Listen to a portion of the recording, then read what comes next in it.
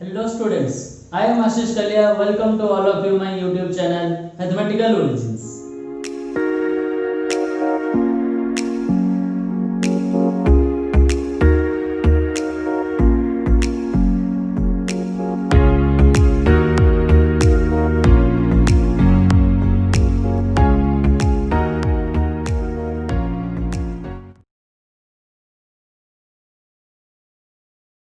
So students, आज के video में हम डिस्कस करेंगे laws of algebra of sets. जैसे नंबर के केस में हम कुछ लॉ पढ़े थे, जैसे कि commutative law, closure law, associative law, distributive law. Similarly set के केस में कुछ लॉज डिफाइन है, आज वो लॉज हम डिस्कस करेंगे। लेकिन before going to starting the video हम क्या करेंगे, कुछ बेसिक्स हम डिस्कस कर लेंगे जो कि हम ऑलरेडी प्रीवियस वीडियो में पढ़ चुके हैं। ठीक है, तो पहला चीज हम क्या डिस्कस करेंगे, A union B is equal to, जब भी हम A यूनियन B लिखते हैं इसको रोस्टर फॉर्म में कैसे रिप्रेजेंट करते हैं, all x such that x belongs to A और x बिलोंग्स टू B, ऐसे हम रिप्रेजेंट कर देते हैं रोस्टर फॉर्म में, हाँ कि नहीं। तो वहां पे हम क्या कर देते हैं, अगर गिवन रहेगा हमें x belongs to A union B, that implies मैं क्या लिख सकता हूं, x बिलोंग्स टू A और x बिलोंग्स टू B। ये चीज हम डिस्कस कर लिए थे प्रीवियस वीडियो में। अच्छा, अगर रहेगा x doesn't belongs to A union B, तो हम उसको क्या लिखेंगे, x doesn't belongs to A and x doesn't belongs to B। तो ये जो और था चेंज होके क्या हो जाएगा, and हो जाएगा doesn't belongs to के केस में। ठीक है, ये चीज हम डिस्कस किए थे। ये चीज हमें चाहिए laws of algebra of set को प्रूव करने के लिए, ये टाइप का जितना भी रिप्रेजेंटेशन। क्लियर है। नेक्स्ट चीज हम क्या डिस्कस करेंगे, A इंटरसेक्शन B। अगर इंटरसेक्शन रहता है उसको हम सेट बिल्डर फॉर्म में कैसे रिप्रेजेंट करते हैं, all those x such that x belongs to A and x belongs to B, ऐसे हम रिप्रेजेंट करते हैं, हाँ कि नहीं। तो अगर हमें गिवन रहेगा x belongs to A intersection B, that implies हम लिख सकते हैं x belongs to A and x belongs to B। Clear. अगर गिवन रहेगा x doesn't belongs to A intersection B, हम क्या लिखेंगे उसको, that implies x doesn't belongs to A और x doesn't belongs to B। ये चीज हम डिस्कस किए थे। तो जब भी doesn't belongs to केस आ जाएगा, इंटरसेक्शन में जो और है, सब यूनियन में जो और है वो बन जाएगा एंड, इंटरसेक्शन में जो एंड है वो कन्वर्ट हो जाएगा किसमें, और में कन्वर्ट हो जाएगा। क्लियर। ये दो चीज हम प्रीवियस वीडियो में ऑलरेडी पढ़ चुके हैं। नेक्स्ट चीज हम डिस्कस करेंगे, अगर हम लिखते हैं A डिफरेंस B, इसको अगर रोस्टर फॉर्म में रिप्रेजेंट करेंगे हम क्या लिखेंगे, all those x such that x belongs to A and x doesn't belongs to B, ये लिखेंगे। तो अगर हमें गिवन रहेगा x belongs to A difference B, तो हम उसको कैसे रिप्रेजेंट करेंगे, that implies x belongs to A and x doesn't belongs to B, ये चीज हम लिख सकते हैं। क्लियर है। तो कभी प्रूफ में अगर हमारा ये पार्ट आया तो हम ये इतना लिख के रिप्रेजेंट करेंगे। क्लियर। अच्छा, नेक्स्ट हम क्या पढ़े थे, एसिमेट्रिक डिफरेंस B। अब एसिमेट्रिक डिफरेंस B का फॉर्मूला हम क्या पढ़े थे, A difference B union B difference A, हाँ कि नहीं, ये चीज हम पढ़े थे। तो अगर हमें गिवन रहेगा x belongs to A symmetric difference B और A delta B, that implies हम क्या लिख सकते हैं, देखिए हम क्या लिखेंगे, x belongs to A difference B, क्योंकि क्या है, यूनियन है। तो जब भी यूनियन रहता है हम क्या लिखते हैं, और लिखते हैं। तो यहाँ पे हम क्या लिख देंगे, और x belongs to B difference A, इतना चीज लिख सकते हैं। अगर डजंट बिलोंग्स टू का केस आ जाएगा तो और किसमें कन्वर्ट हो जाएगा, एंड में कन्वर्ट हो जाएगा। क्लियर है। नेक्स्ट चीज हम पढ़ेंगे A कंप्लीमेंट।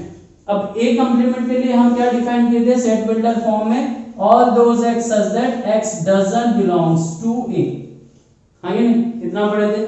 तो अगर हमें गिवन रहेगा x belongs to A complement, that implies हम क्या लिख सकते हैं, x doesn't belongs to A लिख सकते हैं।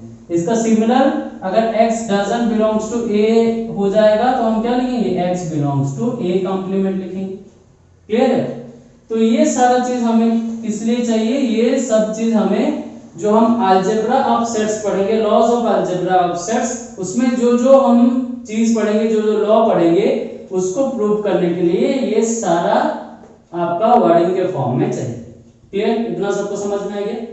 नेक्स्ट और एक चीज हम डिस्कस करेंगे, हम क्या पढ़े थे, A इक्वल टू बी, मतलब इक्वल सेट पढ़े थे। A एंड B कब इक्वल होता है, जब A का सारा एलिमेंट कहां प्रेजेंट रहता है, B में प्रेजेंट रहता है, एंड B का सारा एलिमेंट A में प्रेजेंट होना चाहिए। मतलब क्या है, अगर A का सारा एलिमेंट B में प्रेजेंट रहेगा तो हम लिख सकते हैं A is subset of B, लिख सकते हैं ना। सबसेट का डेफिनेशन पढ़े थे, सबसेट का डेफिनेशन क्या होता है, A कब B का सबसेट होगा, जब A का सारा एलिमेंट B में प्रेजेंट रहना चाहिए।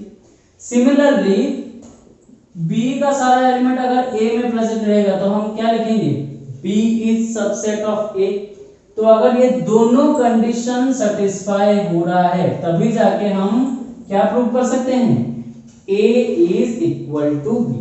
तो जब भी हमें ऐसा कोई प्रूफ आएगा जहां पे इक्वल दिखाना है तो हमें क्या करना पड़ेगा, ये दोनों कंडीशन शो करना पड़ेगा। अगर ये दोनों कंडीशन हम शो कर लिए तो हम इजीली दिखा सकते हैं A is equal to B। सबको समझ में आ गया ये चीज? तो आइए स्टार्ट करते हैं laws of algebra of sets. इसमें पहला लॉ हम क्या पढ़ेंगे, first law is idempotent law, idempotent law. अब ये लॉ हमें क्या बताता है, अगर मान लीजिए if A is any set, if A is any set then क्या हो जाएगा, ये लॉ क्या बोलता है, A union A is always क्या हो जाएगा, A हो जाएगा। सेकंड रिजल्ट है A इंटरसेक्शन A भी हमेशा क्या हो जाएगा, A हो जाएगा। एग्जांपल के थ्रू हम इजीली प्रूव कर सकते हैं। अगेन A यूनियन A करेंगे मतलब ऑलरेडी क्या आएगा, A आएगा। A इंटरसेक्शन A करेंगे तब भी A आएगा। ये तो एग्जांपल के थ्रू प्रूव करना इजी है, लेकिन अगर हमें प्रूफ पूछ लेगा डायरेक्टली, ठीक है, इसको प्रूव करना है विदाउट एग्जांपल, तो हम इसको कैसे प्रूव करेंगे, देखिए A यूनियन A को हम लिख सकते हैं। देखिए जब भी A यूनियन B रहता है मैं क्या लिखता हूं, all those x such that x belongs to A और x बिलोंग्स टू B, ये लिखते हैं। लेकिन देखिए B की जगह पे भी क्या है, A है, तो हम क्या लिख देंगे, x बिलोंग्स टू A और x बिलोंग्स टू A, इतना आ जाएगा। अब इसका मतलब क्या है, x A में है और x A में है, तो हम इसको डायरेक्टली लिख सकते हैं all those x such that x belongs to A, इतना लिख सकते हैं। तो अगर सारा x A में रहेगा तो ये कौन सा सेट बन जाएगा, सेट A बन जाएगा। तो ये पहला रिजल्ट प्रूव हो गया। अभी दूसरा रिजल्ट अगर प्रूव करेंगे, कितना है, A इंटरसेक्शन A। तो देखिए जब A इंटरसेक्शन B होता है हम क्या लिखते हैं, all those x such that x belongs to A and x belongs to B लिखते हैं। लेकिन B की जगह पे क्या है, A है, तो हम क्या लिख देंगे, x belongs to A and x belongs to A। Clear? तो इसका मतलब क्या है, हम डायरेक्टली लिख सकते हैं all those x such that x belongs to A। x A में है एंड x A में है, उसका मतलब क्या है, x आ जाएगा। सिर्फ A में दो बार लिखने का कोई फायदा नहीं है, तो हम क्या लिख देंगे, x belongs to A। That implies क्या आ जाएगा, हमारा सेट A आ जाएगा। तो ये दोनों लॉ प्रूव हो गया। सबको समझ में आ गया ये दोनों लॉ? तो ये था फर्स्ट लॉ। अब आते हैं सेकंड लॉ के ऊपर। सेकंड लॉ क्या है, आइडेंटिटी, आइडेंटिटी लॉ। देखिए नंबर के केस में भी हम पढ़े हैं आइडेंटिटी एलिमेंट, एडिशन के केस में आइडेंटिटी एलिमेंट कौन सा नंबर होता है, 0 होता है। मल्टीप्लिकेशन के केस में कौन सा नंबर होता है, 1 होता है। क्लियर? अच्छा, उसको आइडेंटिटी एलिमेंट क्यों बोलते हैं, क्योंकि मान लीजिए एक नंबर है 5 + 0, अगर करेंगे तो क्या आएगा, सेम 5 भी आएगा। सिमिलरली मल्टीप्लिकेशन के केस में 5 × 1 करेंगे तो क्या आएगा, 5 आएगा। इसीलिए इसको क्या बोलते हैं, आइडेंटिटी एलिमेंट 0 एंड 1 को बोलते हैं ना। सिमिलरली यहाँ पे आइडेंटिटी लॉ में हम क्या पढ़ेंगे, पहले ले लेते हैं if A is any set then first law क्या है, A union 5 is equal to क्या बन जाएगा, मेरा A बन जाएगा। ठीक है? अच्छा, सेकंड रिजल्ट क्या है, A इंटरसेक्शन यूनिवर्सल सेट हमेशा क्या आ जाएगा, A आ जाएगा। तो आइडेंटिटी लॉ ये दोनों लॉज को हमें दिखाता है। ठीक है? तो जिसमें पहले क्या होता है, A union 5 equal to A हो जाता है, सेकंड में A intersection U is equal to A आ जाता है। देखिए A सेट के साथ A आ रहा है ना, इसलिए आइडेंटिटी लॉ बोलते हैं। जैसे नंबर की केस में 5 था तो 5 आ रहा है। ठीक है? तो इसका मतलब यहां से हमें क्या पता चला, दैट इज हम क्या बोल सकते हैं, 5 and U मतलब क्या है, universal set. are identity elements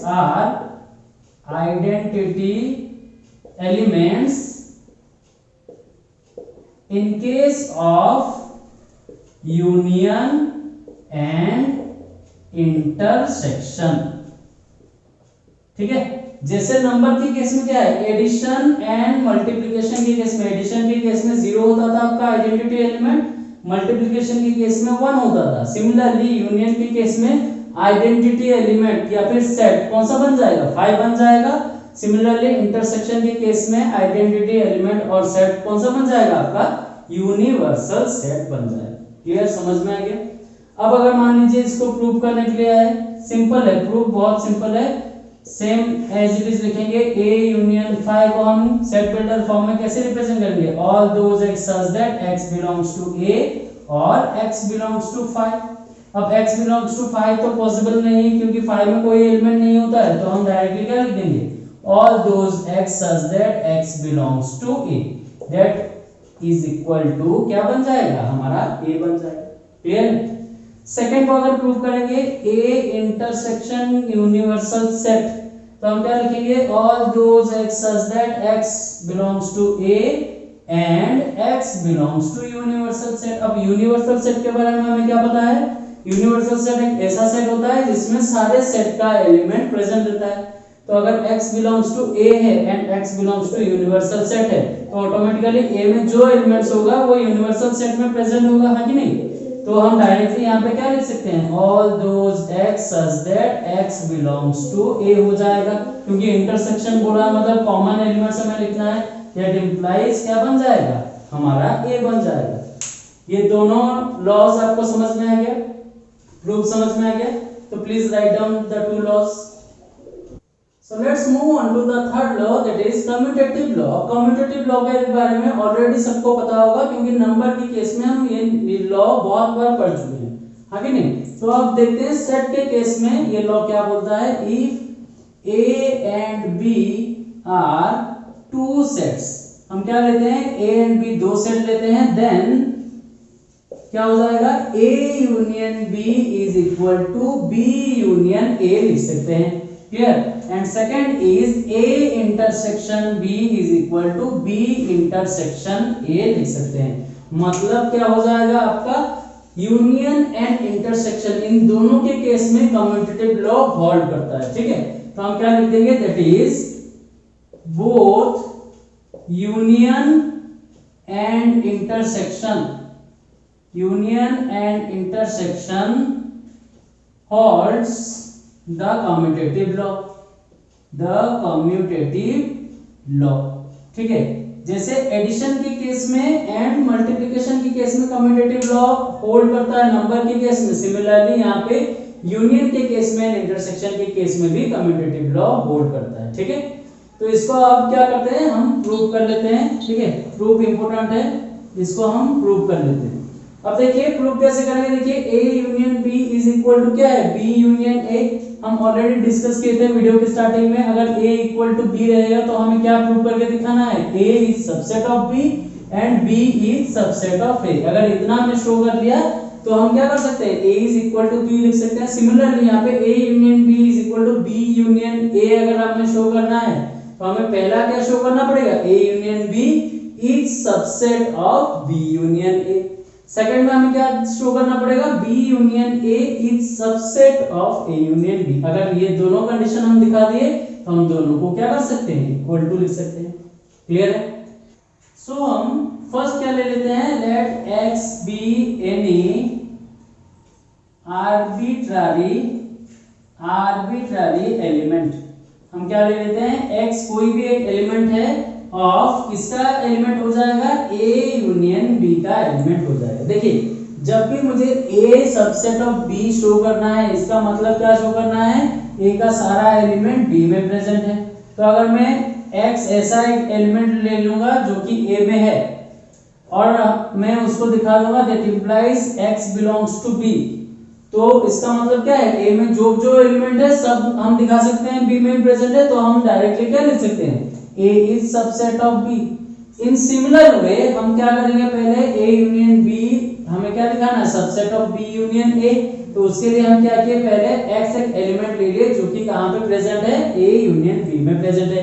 अब बस हम अगर दिखा देंगे x b यूनियन a में भी प्रेजेंट है तो हम क्या लिख सकते हैं, a union b is subset of b union a। ठीक है, तो उसके लिए हम क्या कर लेंगे, यहाँ पे फर्स्ट ले लेते हैं x belongs to a union b। अच्छा, जब भी x belongs to a union b हो जाएगा दैट इंप्लाइज हम क्या लिख सकते हैं, x बिलोंग्स टू a और x बिलोंग्स टू b, ऐसे लिख सकते हैं।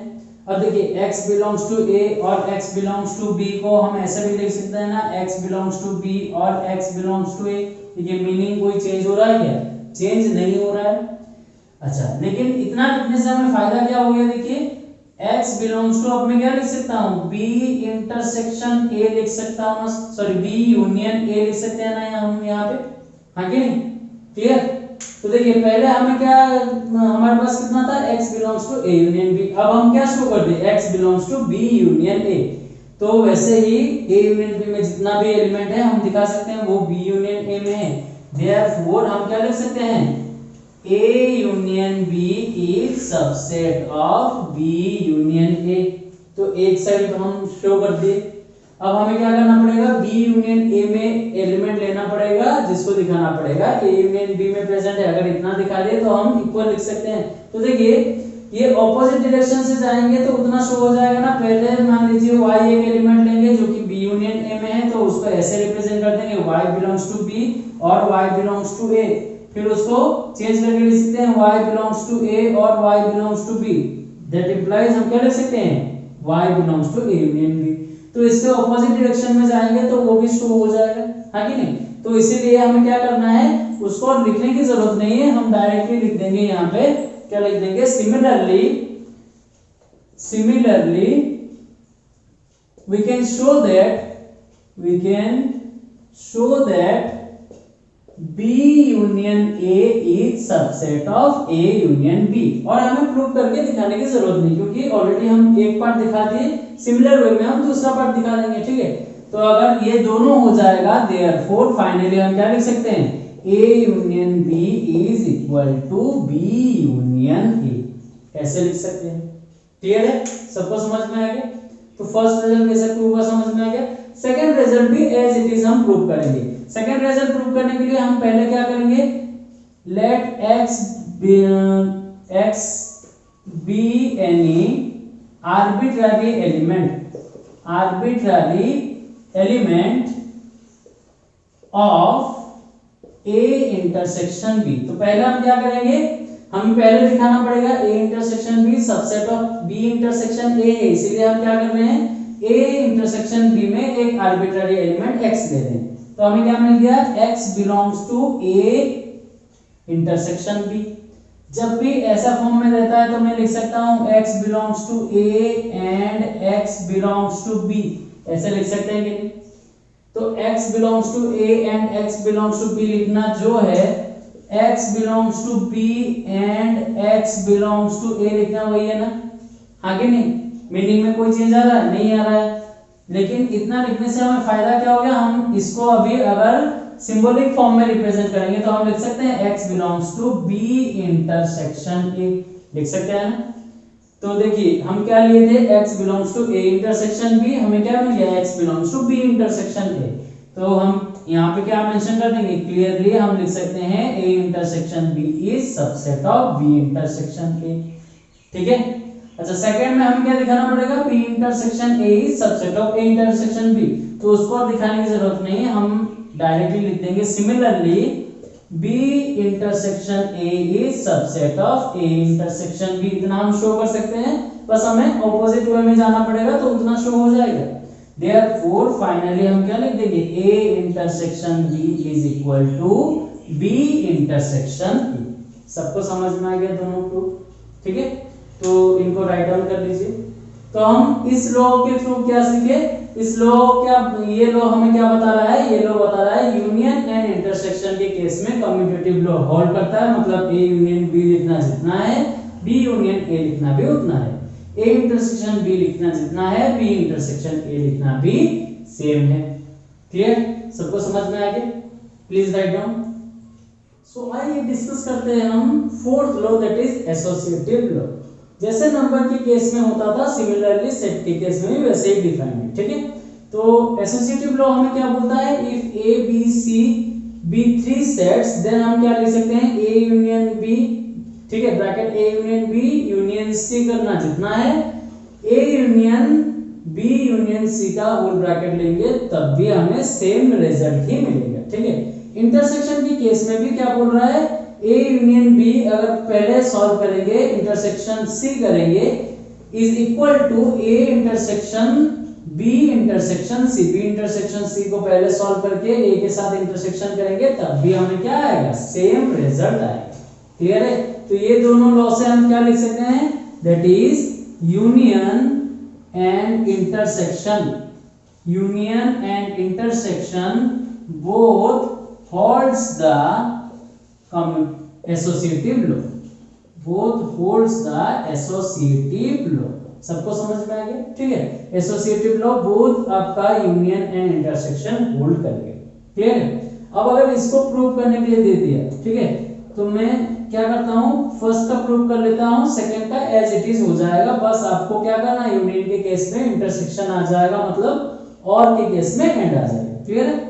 तो फर्स्ट रिजल्ट को हम प्रूव कर लेते हैं। देखिए फर्स्ट रिजल्ट क्या है, वही इक्वल टू साइन है, तो वही हमें स्ट्रेटजी अप्लाई करना पड़ेगा कि पहले A union B union C इसको सबसेट ऑफ इसका दिखाना पड़ेगा, फिर ये जो कंप्लीट है इसको इसका सबसेट दिखाना पड़ेगा। क्लियर है। तो उसके लिए हम पहले क्या करेंगे, let x be any arbitrary element of, हम क्या ले रहे हैं, A union B bracket union C, इतना ले लेते हैं। तो हमें स्टार्टिंग में कितना मिल गया, x belongs to A union B union C, इतना मिल गया। दैट इंप्लाइज हम क्या लिख सकते हैं, देखिए यूनियन है ना, तो इसके लिए हम क्या लिख देंगे, x belongs to A union B और x बिलोंग्स टू सी, इतना लिख सकते हैं। क्लियर है। नेक्स्ट देखिए यहाँ पे भी एक यूनियन है, इसको अगर वर्डिंग के फॉर्म में एक्सपांड करेंगे तो हम लिख देंगे x बिलोंग्स टू a और x बिलोंग्स टू b, इतना लिख सकते हैं। और क्या हो जाएगा, x बिलोंग्स टू c हो जाएगा। हाँ कि नहीं, क्लियर, सबको समझ में आ गया। अब देखिए ये सब रिजल्ट हम कैसे प्रूव करेंगे, ये सब रिजल्ट प्रूव करने के लिए हमें ऑलरेडी क्वेश्चन में ही आंसर गिवन रहता है। देखिए यहाँ पे कितना हो गया हमारा, x बिलोंग्स टू a और x बिलोंग्स टू b, ये ब्रैकेट में आ गया, और x बिलोंग्स टू c। तो हमें कहाँ पे दिखाना है x, हमें इस सेट में दिखाना है x को, जहाँ पे देखिए b यूनियन c में ब्रैकेट है, हाँ कि नहीं। तो अगर इसको हम एक्सपांड करते हैं तो हम इसको क्या लिखेंगे, पहले x बिलोंग्स टू, अगर इतना है तो हम लिख सकते हैं x बिलोंग्स टू a और x belongs to b union c, फिर b यूनियन c को एक्सपांड करेंगे तो ब्रैकेट इधर आना चाहिए। तो सिमिलरली यहां से हम क्या करेंगे, हम ब्रैकेट को शिफ्ट कर देंगे, x बिलोंग्स टू a और ब्रैकेट लगा देंगे x बिलोंग्स टू b और x बिलोंग्स टू c।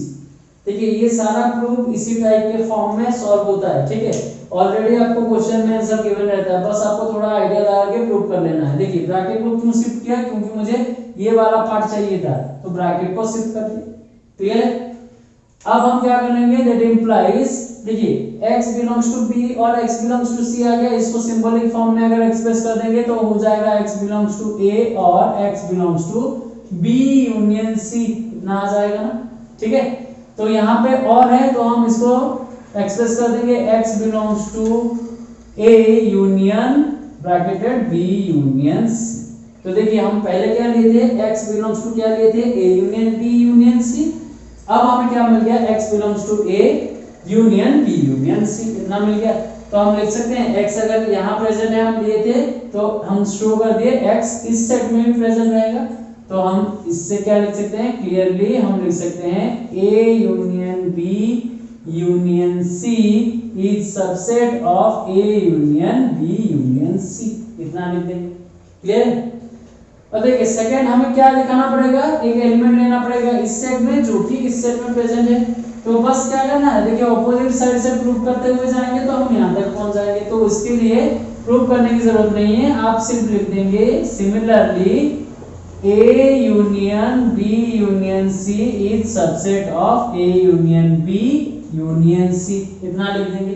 ठीक है, तो देयरफॉर हम क्या लिख सकते हैं, A union B union C is equal to A union B union C, इतना लिख सकते हैं। ठीक है, तो इसका प्रूफ भी बहुत बार पूछ लेता है, इसलिए हम प्रूफ भी डिराइव कर दे रहे हैं। ठीक है, जैसे देखिए इंटरसेक्शन यूनियन के केस में हुआ है, सिमिलरली इंटरसेक्शन के केस में होगा, बस यहाँ पे क्या आ जाएगा, और के जगह पे आपका एंड आ जाएगा।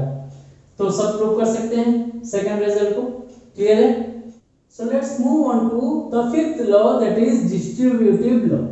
ठीक है, नंबर के केस में हम ऑलरेडी डिस्ट्रीब्यूटिव लॉ पढ़े हैं। अगर मान लीजिए 3 इंटू आपका 5 प्लस 6 हो, तो नंबर के केस में क्या लिखते हैं, 3 plus 5 plus 3 into 5 plus 3 into 6, ये है distributive law of multiplication over addition. Similarly यहाँ पे दो ऑपरेशन है, एक है यूनियन, एक है इंटरसेक्शन। तो लॉ हमें क्या बोल रहा है, A union B intersection C, इसको हम कैसे रिप्रेजेंट कर सकते हैं, A union B intersection A union C के फॉर्म में रिप्रेजेंट कर सकते हैं। तो यहाँ पे क्या हो जाएगा, देखिए यूनियन ओवर इंटरसेक्शन हो जाएगा। सिमिलरली अगर A intersection B union C given है, तो हम उसको डिस्ट्रीब्यूटिव लॉ यूज करके क्या लिख सकते हैं, A intersection B union A intersection C. तो यहाँ पे क्या हो जाएगा, इंटरसेक्शन ओवर यूनियन हो जाएगा। क्लियर? ठीक है, तो दैट इज हम क्या लिख सकते हैं, union and intersection are distributive over intersection and union respectively। Clear? तो यहाँ पे यूनियन किसके ऊपर डिस्ट्रीब्यूटिव होगा, union over intersection distributive law satisfy करेगा, intersection over union distributive law satisfy करेगा। क्लियर? आपको लॉ समझ में आ गया। अब मान लीजिए इसका प्रूफ दे, हमें सॉल्व करने के लिए दे देगा, प्रूफ करने के लिए, तो हम क्या करेंगे, देखिए फर्स्ट को हम प्रूव करते हैं सिमिलर वे में, जैसे हम प्रीवियस प्रूफ्स कर रहे हैं वैसे ही इसको प्रूव करेंगे। तो पहले हम क्या ले लेंगे, let x be any arbitrary element of, हम क्या ले लेते हैं, a union b intersection c। Clear? तो हम यहाँ पे क्या लिख सकते हैं, x belongs to a union b intersection c, that implies, देखिए a यूनियन है तो हम क्या लिखेंगे, वर्डिंग्स में और लिखेंगे, तो हमारा आ जाएगा x बिलोंग्स टू a और x belongs to b intersection c। Clear?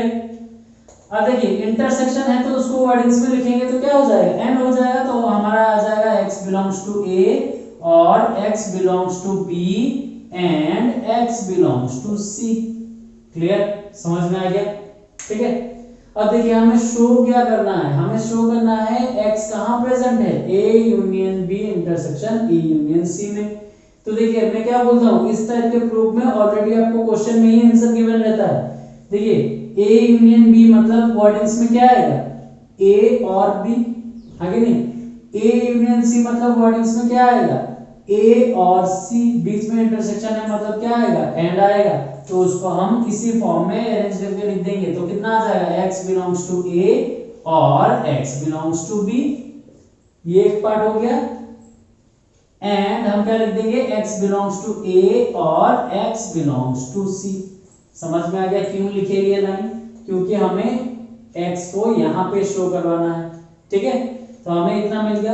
अब क्या करेंगे, वर्डिंग से सिंबल के फॉर्म में चेंज कर लेते हैं, तो हमारा क्या आ जाएगा, x बिलोंग्स टू a और b है मतलब x belongs to a union b, इतना आ जाएगा। समझ में आ गया? बीच में क्या है, एंड है, उसको एज इट इज रहने देते हैं। फिर क्या आ जाएगा, x बिलोंग्स टू a और x बिलोंग्स टू c, मतलब क्या आ जाएगा, x belongs to a union c आ जाएगा, हाँ कि नहीं? अच्छा, एंड को अगर सिंबॉलिकली रिप्रेजेंट कर देंगे तो क्या हो जाएगा, x belongs to a union b intersection a union c, इतना आ जाएगा ना। क्लियर? सबको समझ में आ गया? तो हम पहले क्या लेते हैं, x belongs to a union b intersection c, हम क्या दिखा दिए, x बिलोंग्स टू कहां पे है, A union B intersection A union C। तो क्लियरली हम क्या लिख सकते हैं, clearly A union B intersection C is subset of A union B intersection A union C लिख सकते हैं, आगे नहीं, क्लियर हो गया। अब हमें क्या दिखाना पड़ेगा, x यहाँ पे प्रेजेंट है तो हमें शो करना है x इधर प्रेजेंट रहेगा, तो इसका बस ऑपोजिट ही प्रोसेस है, ऑपोजिट वे में आप लिखते जाएंगे तो आप यहाँ पहुंच जाएंगे, ठीक है। तो उसके लिए हम क्या लिख देंगे, similarly A union B intersection A union C is subset of A union B intersection C, clear. और प्रूव करने की जरूरत नहीं है, हम सिमिलरली लिख के प्रूव कर सकते हैं, ठीक है। Therefore हम लास्ट में क्या लिख देंगे, A union B intersection C is equal to A union B intersection A union C।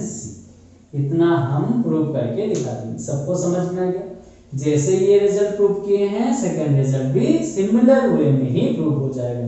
पहले क्या लिखेंगे, x belongs to A and x belongs to B union C, फिर यहाँ पे आ जाएगा और फिर जैसे यहाँ पे हम कन्वर्ट किए वैसे ही कन्वर्ट करके सेकंड रिजल्ट को भी प्रूव कर सकते हैं। सबको समझ में आ गया? So let's move on to the sixth law, जो कि सबसे ज्यादा इंपॉर्टेंट लॉ है, डी मॉर्गन्स लॉ। अब इससे डायरेक्टली आपको प्रूव करने के लिए भी दे देगा, इससे डायरेक्टली क्वेश्चंस भी आता है डी मॉर्गन लॉ को शो करने के लिए, ठीक है। तो आप देखिए डी मॉर्गन लॉ क्या बोल रहा है, if A and B are two sets, अगर A एंड B दो सेट है तो डी मॉर्गन लॉ दो रिजल्ट्स हमें दे रहा है। पहला रिजल्ट क्या है, A यूनियन B का होल कॉम्प्लीमेंट। अगर A यूनियन B का होल कॉम्प्लीमेंट है तो उसको हम लिख सकते हैं A complement intersection B complement, union change हो जाता है इंटरसेक्शन में, क्लियर। नेक्स्ट आ जाएगा A इंटरसेक्शन B का whole complement, that is equal to A complement union B complement. तो इंटरसेक्शन का होल कॉम्प्लीमेंट अगर होगा तो वो चेंज हो जाएगा A complement union B complement में। सबको समझ में आ गया डी मॉर्गन्स लॉ, क्लियर है। कभी कभी क्या होता है एग्जाम में डायरेक्टली क्वेश्चन देता है, state the D Morgan's law and prove it, clear. तो उसमें हमें क्या करना पड़ेगा, ये पूरा रिजल्ट लिखना पड़ेगा, फिर इसको प्रूव करना पड़ेगा। तो आइए देखते हैं कि हम इसको कैसे प्रूव कर सकते हैं। देखिए हमारा इक्वल टू साइन है, मतलब हम जैसे प्रूव करते हैं पहले इसमें एक एलिमेंट लेंगे जिसको दिखा देंगे इस साइड में है, तो A यूनियन B कॉम्प्लीमेंट इस सबसेट ऑफ क्या बन जाएगा, A complement intersection B complement. फिर यहाँ पे एक एलिमेंट लेंगे जिसको हम इसमें शो कर देंगे। तो अगर इतना दिखा दिए तो क्या हो जाएगा, हमारा ऑटोमेटिकली ये रिजल्ट प्रूव हो जाएगा। तो पहले हम क्या लेते हैं, let x be any arbitrary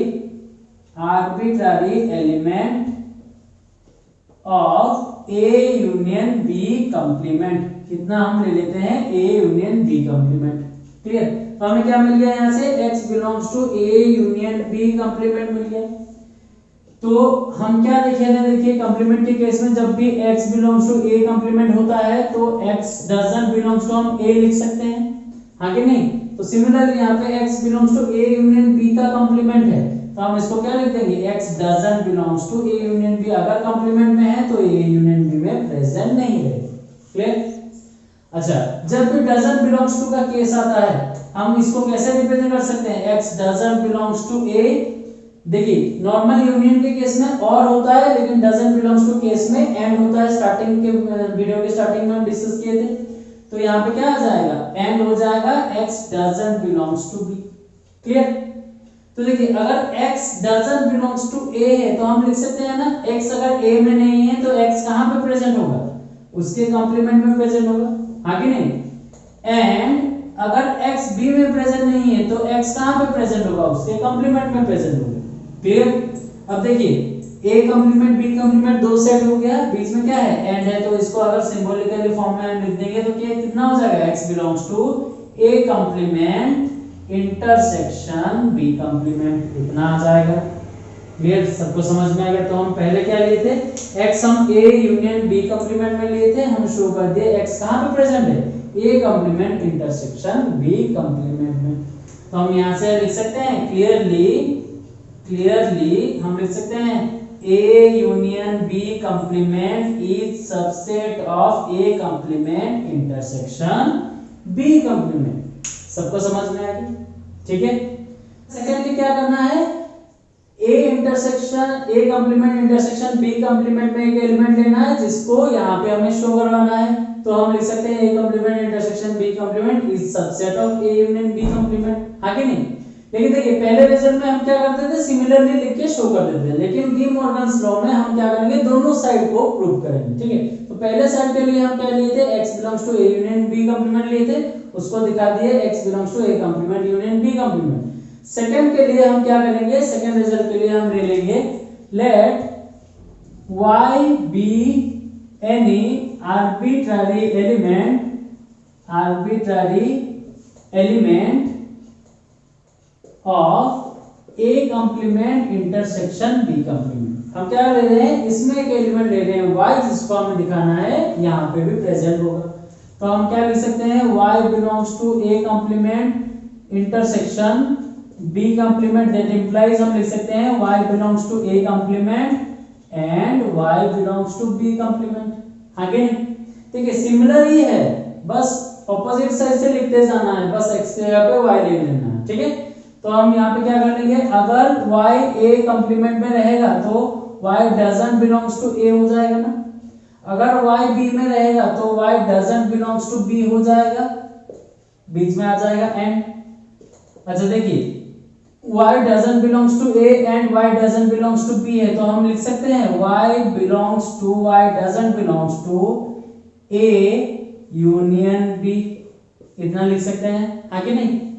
क्योंकि doesn't belongs to के केस में एंड तुम्हारा आपका क्या होता है, यूनियन अगर होगा तो और बन जाता है एंड। तो सिमिलरली हम चेंज कर लिए, यहाँ पे y doesn't belongs to a and y doesn't belongs to b है, मतलब y doesn't belongs to a union b आ जाएगा। देखिए सिमिलर वे में जा रहे हैं, पहले ये स्टेप लिखे, बस यहाँ पे y लिए थे, फिर ये स्टेप आ गया, फिर ये स्टेप में पहुंच गए, अब ये स्टेप आ गया, आगे नहीं।